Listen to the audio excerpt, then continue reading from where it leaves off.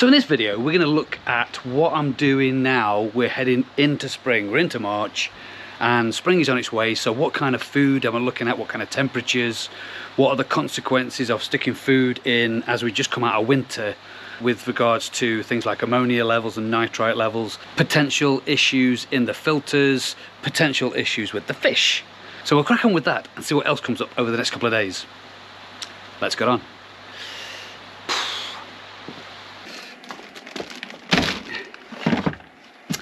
Right, so just got back from Steve's, Peng Koi. He's open to appointments still only, doesn't open until Easter, and then he's reopened for the season again. So I'll leave the description below. You can still get hold of him through Facebook to arrange to go around his shop if you need anything. And anyways, so picked up some all seasons wheat germ feed, because the fish were coming to the window. Temperature of the pond now is just over, it's almost 9 degrees.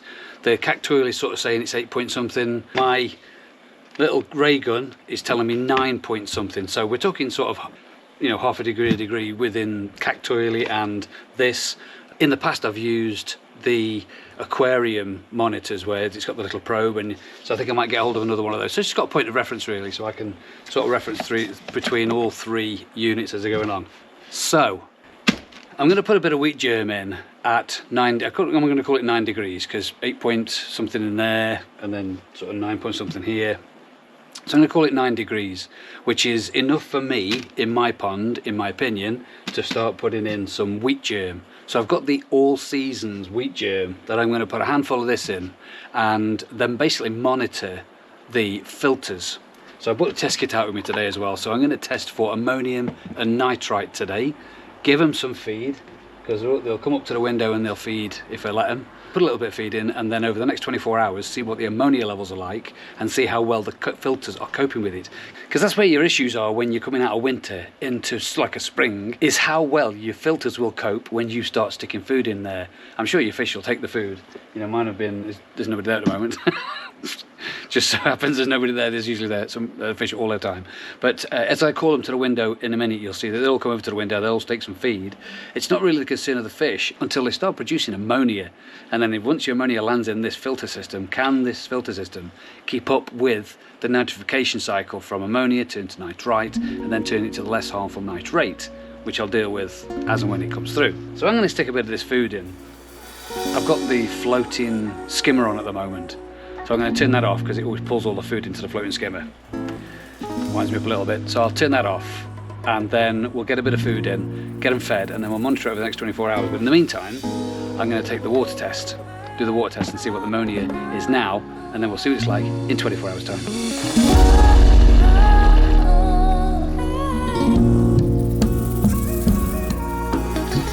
Right, so I just put a little handful in, literally palm of my hand has just gone into there. And the reason I'm doing this is to just gauge at what stage the filters are at the moment. So we're talking, so I say, around about 9 degrees, water temperature, outside temperature at the moment with 11 to 15 over the last couple of days. So hence why I've got a couple of covers off, just trying to get a little bit of sunlight into the pond.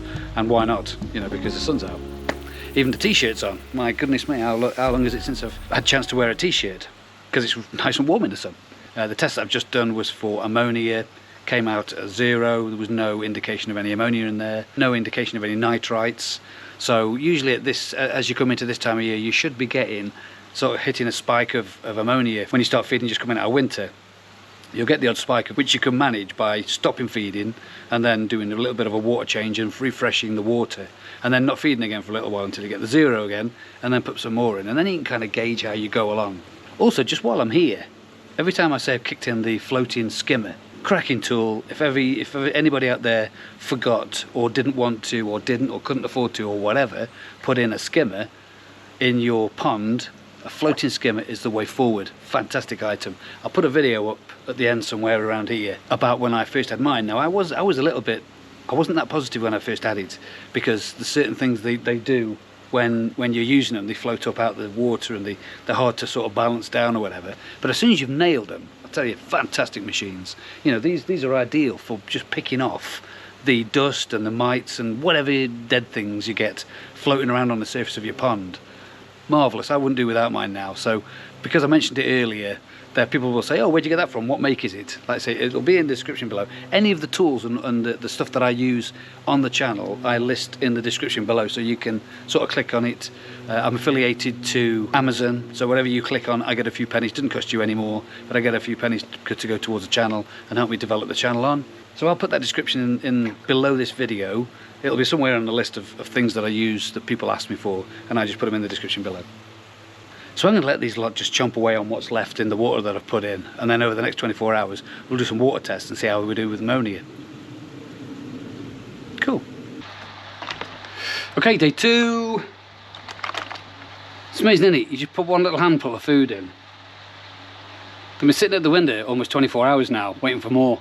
I did put a little bit in extra last night, about a couple of hours after I'd put that little handful in. I put another little handful in, because it's a little handful. So today we're going to measure what ammonia levels are in, and maybe nitrite. I don't know. I doubt there'll be nitrite, because I don't think the filters are up to speed changing the ammonia from ammonia to nitrite yet. So let's get these tested.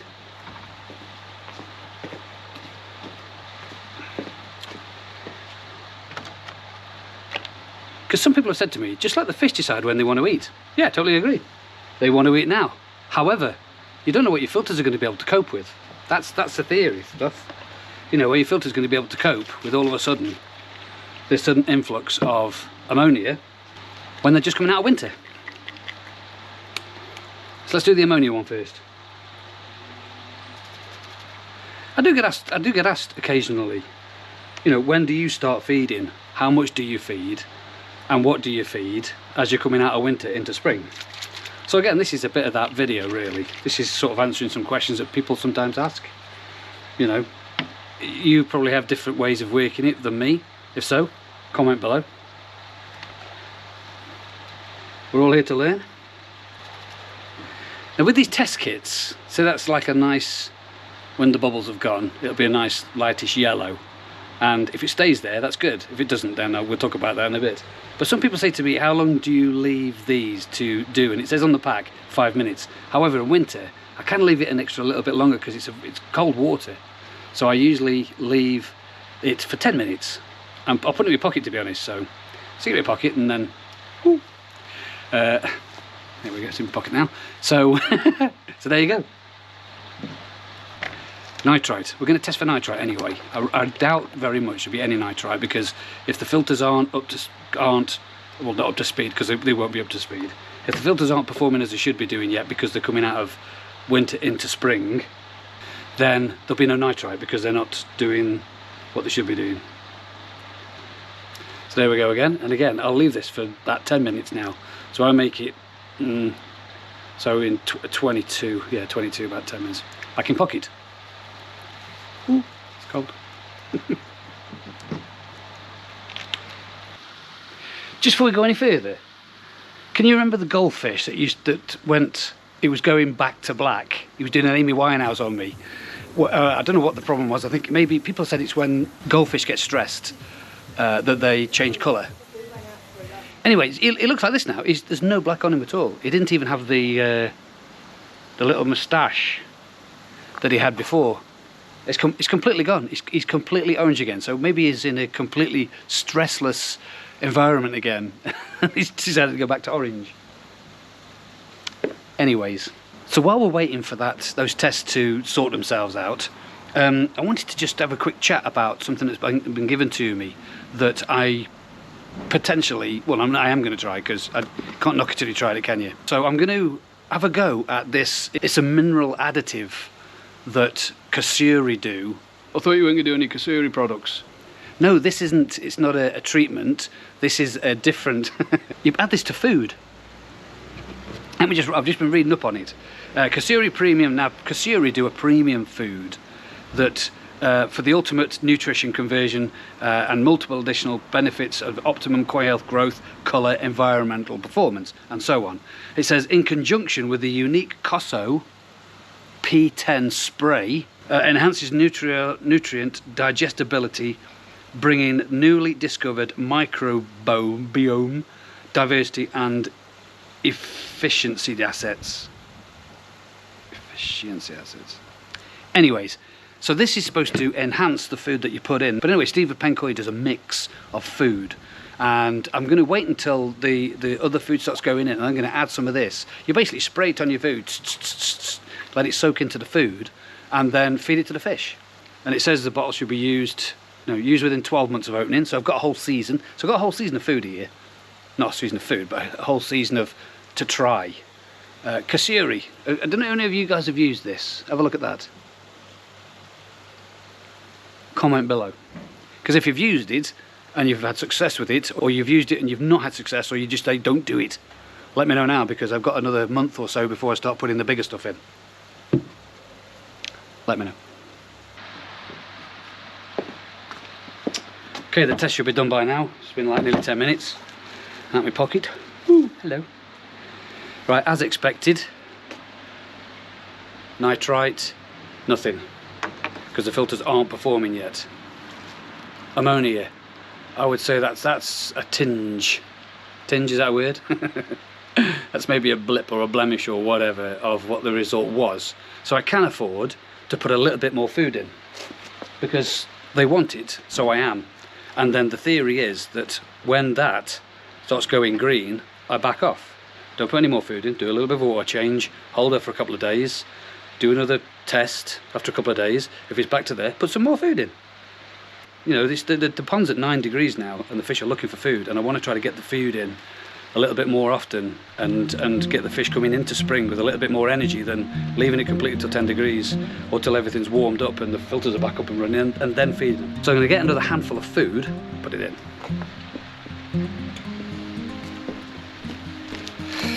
Again, the all seasons just wheat germ. There's very little protein in this. This is just wheat germ, so I'm only putting in the wheat germy stuff. No colour enhancing, growth, whatever.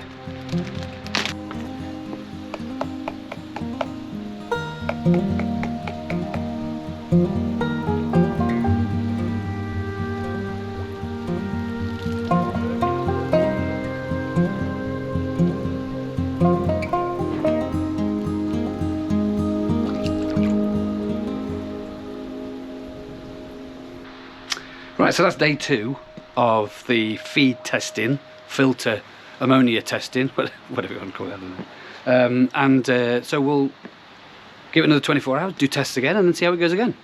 Another daytime. Ta-ta.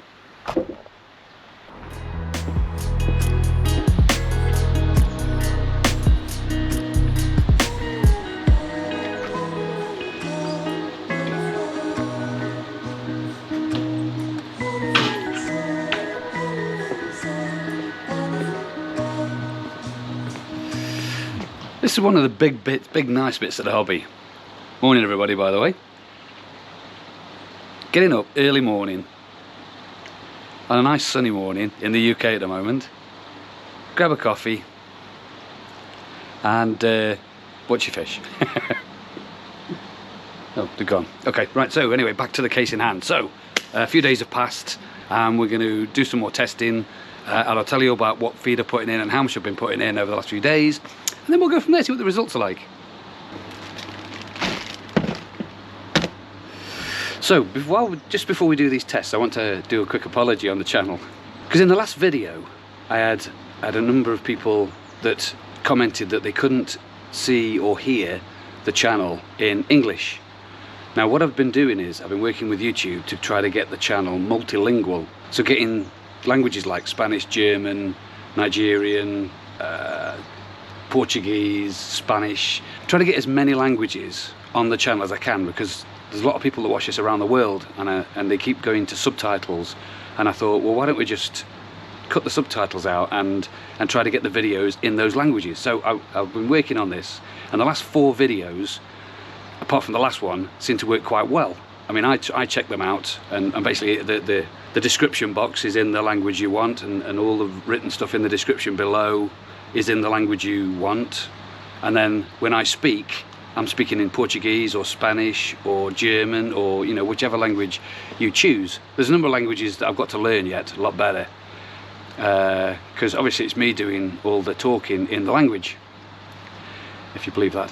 But the thing is, in the last video, apparently there was a number of people commented that they couldn't see any of it in English because they were in England and didn't speak German or Spanish or Portuguese. So I had to change some settings around. So I'm keeping my fingers crossed, and this one, that in this video you don't struggle as well. And again, anybody abroad, if you're watching this video, could you comment and let me know if it's working in your country? Because it should be. And I know a number of the languages which are still developed at the moment. You know, I don't know Nigerian that well yet, or how to write the names and stuff. I don't know. So yeah, just by all means comment below, because we're all interested to see how it's working. Because I want everybody around the world to be able to watch the videos and enjoy what's going on the channel. So let's get some water tests. So sorry about that. So let's get some water tests done.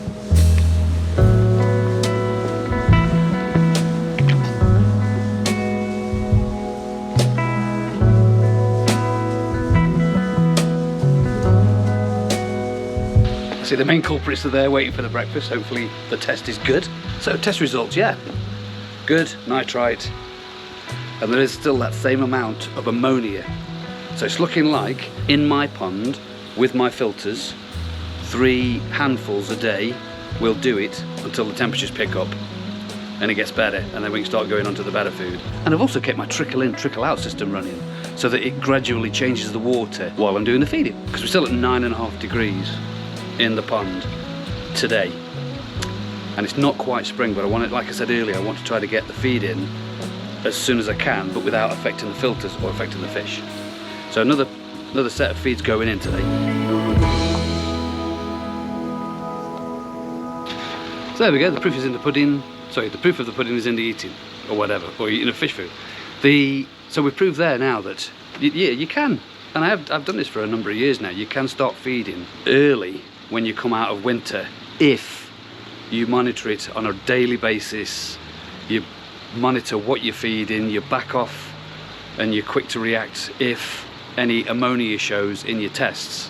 But yeah, it can be done. I mean, the fish are sort of feeding quite nicely now. It's only a wheat germ, so that helps and doesn't create the issues that the fish could have in their gut because it's quite cold in the pond, because this stuff can be fed sort of down to 8 degrees and it's currently 9 point something. I just can't wait for the summer to kick in and get some decent temperatures, get that above 15s and get some stuff in there. And I've got some lovely little ideas that I'm going to do in and around the pond as soon as the covers come off. Some little ideas that I want to make some adjustments to sort of make it a bit better for me, the fish, and everything really. So I'm quite looking forward to showing you that. But if you've liked this video, please subscribe, share, ding the bell for notifications of future videos, and click the like. Just do it. I tell you what, I'll wait while you do it. Just do it now and then I'll carry on. Just that's down there somewhere. Click the like. Done it. Thanks very much for watching Koi Pond Lifestyle.